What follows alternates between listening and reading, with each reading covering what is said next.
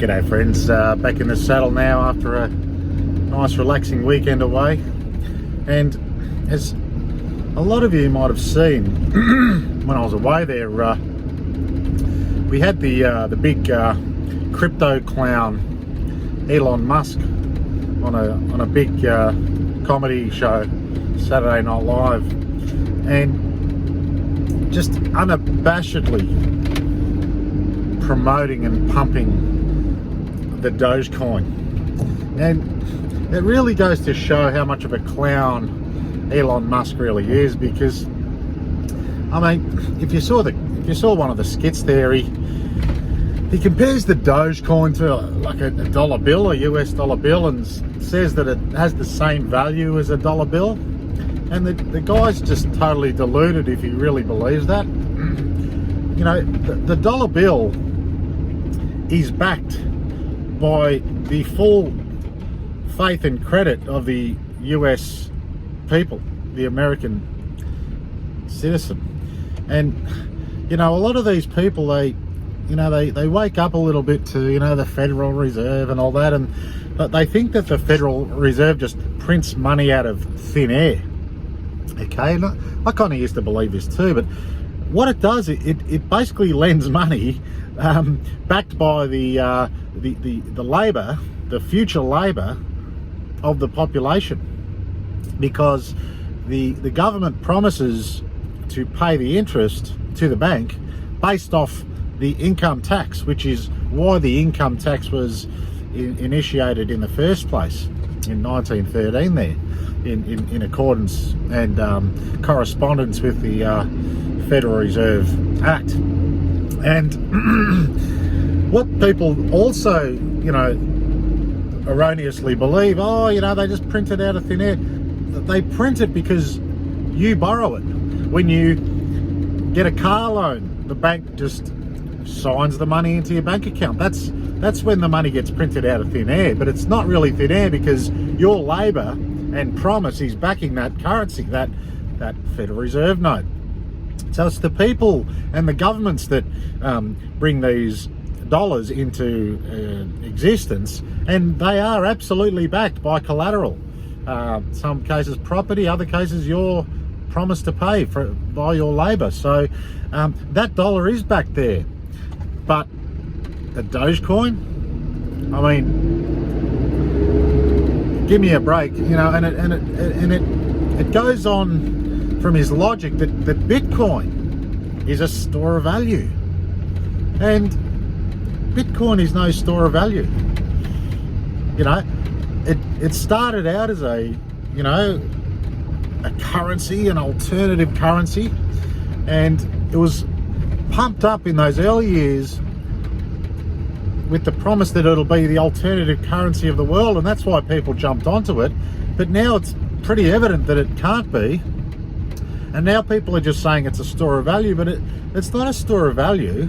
It's basically just a store of information, and not a really very good one at that.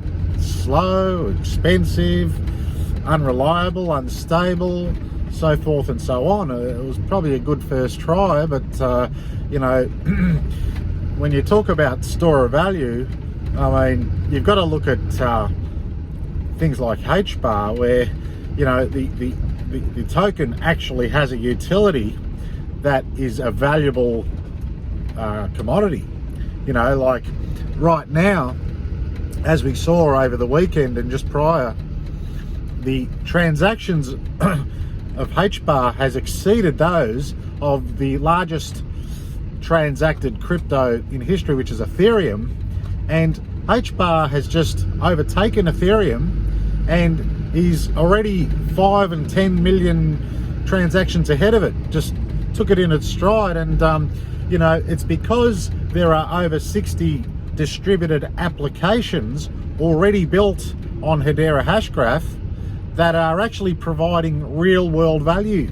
You can look at the Coupon Bureau, which is reducing fraud in the multi 100 million and even, well, there's $100 million worth of fraud in the coupon industry in the US alone, and the Coupon Bureau is reducing that fraud, a real world value, to the big corporations like Unilever that are paying out millions and millions of dollars every year to fake coupons.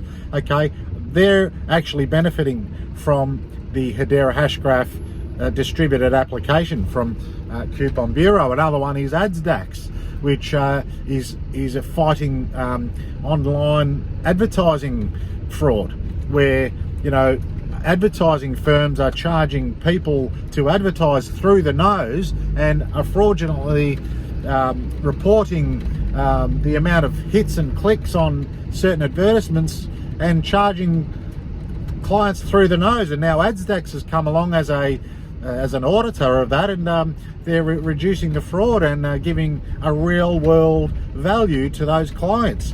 Okay, there are only 2, but there's over 60 now, industrial grade applications built on Hedera Hashgraph. And what I'm getting back to is the store of value is in the H bar, because the H bar is required by these distributed applications to actually operate. Okay, so that's what you call a store of value, because if you follow it down the line, it converts into a dollar value that is being made or saved by the end customer. That's what I call a store of value. If you've got the H bar, it has the potential value there stored, and then as soon as you execute the H bar by operating these distributed applications, because each transaction requires H bar, you release the value of that H bar, you see. So H bar is what you call a store of value, not Bitcoin. Bitcoin can't really be used for anything of a commercial nature, or even just a valuable nature. All it is a store of information on a distributed ledger. Now, just because I write down words on information on a piece of paper doesn't mean that that's automatically valuable, just because it tracks how many tokens everyone's got. I mean, big deal, whoop-de-doo. There's no store of value there, and that's why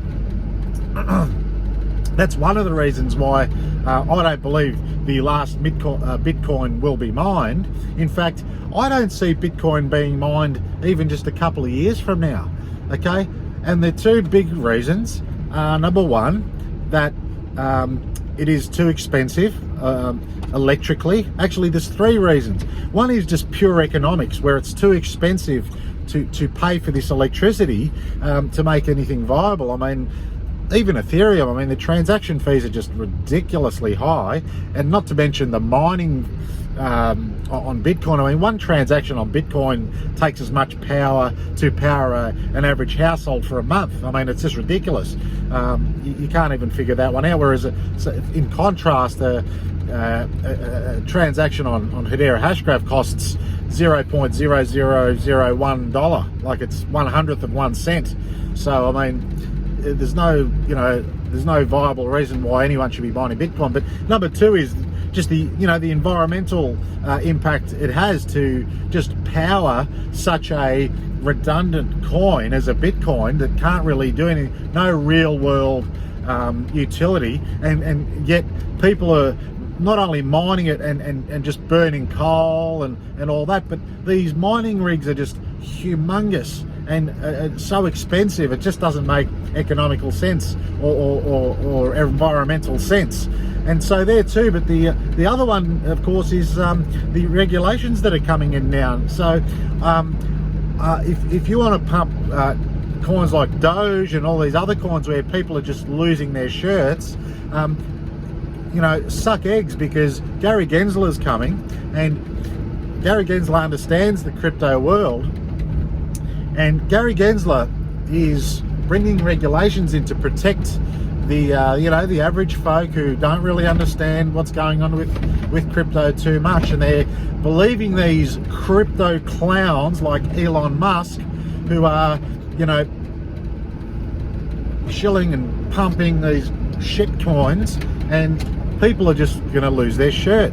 Okay, when Gary Gensler comes along and makes it, prohibits institutional investors from investing in these coins like Bitcoin, which there is a lot of institutional investment.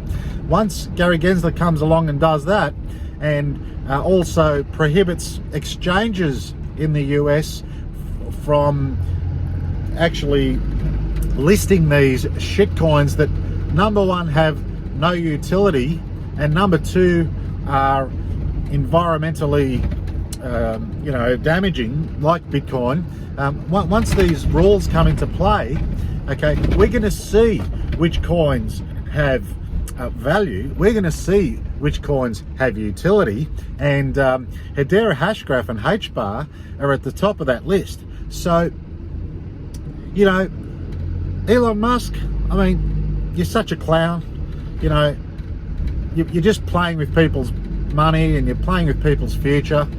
You know, in my opinion, you know, it's almost a crime, and I believe Elon should be stopped from, you know, playing like this, and I believe he will be. I think one of the things with the SEC is that, you know, it'll be illegal to pump and dump these shit coins, especially. So, anyway, just my opinion on these, on the on the situation.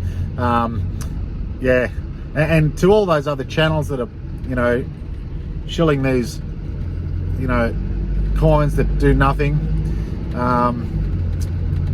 Yeah, I think you're doing more harm than good. You might want a lot of views, but you know, I'm not only talking about Bitcoin and Doge either. I'm talking about other coins and people that you know, pump their coins, you know, and dump on good projects like Hedera. You know, Colorado, sunny one day, perfect the next, always Colorado. I mean, these people are just, you know, it's all smoke and mirrors, okay? It's all smoke and mirrors. No one has the utility of Hedera Hashgraph. No one's doing more in the real world than Hedera Hashgraph, and no one has more value, okay, in the real world than Hedera Hashgraph right now. And it's just a matter of time before people realize this, and when they do, I believe there'll be an avalanche. There'll be an absolute avalanche from coins like Bitcoin that have no utility into HBAR and Hedera Hashgraph. And the SEC stuff will just be a catalyst, of course. You know, wait till Greta Thunberg gets onto Bitcoin. That'll be a catalyst, and just the general education of the crypto world and the you know, and the public at large, when it comes to understanding what Hedera Hashgraph can really do. There's going to be an absolute avalanche, and get ready with those bags, because it's Hedera Hashgraph and HBAR that will really go to the moon. Anyway, just my opinion, and until next time, peace.